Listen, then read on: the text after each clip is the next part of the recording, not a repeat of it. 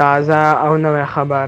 د افغانستان مخ په ځوړ اقتصاد او د بیکارۍ کچه.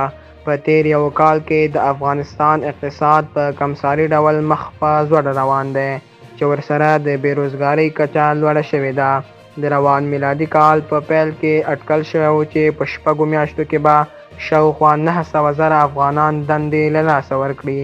په تیرو 10 کلونو کې د افغانستان د کاري ځواک په هرو 10 کسانو کې یو کار نه درلود، خو اوس د بهرنیو مرستو په نشتوالي، د پانګوالو په زړه نازړتوب او د طالبانو لخوا د پرمختیایي پروژو د کمښت له امله حالت نور هم خراب شوی دی.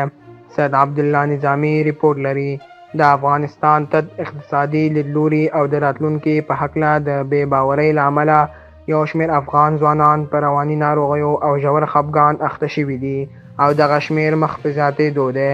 23 کلن فریدون رادفر غوښتل چې د افغانستان په یوې حکومتي ادارې کې د عامه اړیکو په برخه کې دنده پیل کړي، خو واک ته د طالبانو له رسېدو وروسته اوس دغه ځوان په کور ناست دی.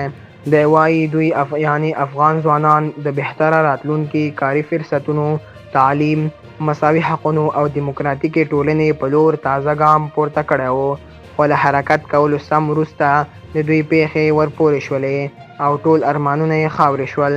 زه فکر کوم یوازې امیدواري هم خطرناکه کیدی شي. زما په سند د اکثرت ځوانانو رواني حالت ځپل شوی دی. رادفر له 6 میاشتو راهیسې په ژور خفګان اخته دی. ډیر وخت په خپل اتاق کې په کتاب لوستلو تیروي او ډیر کم بهر وځي. هغه د اړیکو او عمومي پالیسۍ په څانګه کې د بلخ په پوهنتون کې لوړې زده کړې وکړې او تیر کال فارغ شو. رادفر د ډیرو نورو ځوانانو په څیر د طالبانو د حاکمیت لاندې ژوند سره په عادت کولو کې ستونزه لري.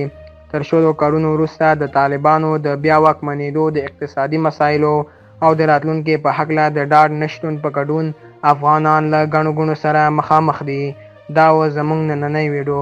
که په اړه یې څه نظر لرئ په کمنټ کې شریک کړئ او زموږ چینل د سره سبسکرایب کړئ.